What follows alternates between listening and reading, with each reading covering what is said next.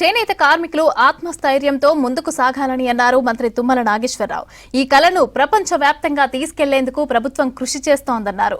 దేశ విదేశాల్లో చేనేత వస్త్రాలను ఎగుమతి చేసేందుకు తన వంతు ప్రయత్నం చేస్తానని తెలిపారు. నారాయణగూడ పద్మశాలి భవన్లో వీవర్స్ వెల్ఫేర్ ట్రస్ట్, తెలంగాణ ప్రాంత పద్మశాలి సంఘం మహిళా విభాగం ఆధ్వర్యంలో జరుగుతున్న హ్యాండ్లూమ్ ప్రదర్శనను పరిశీలించారు.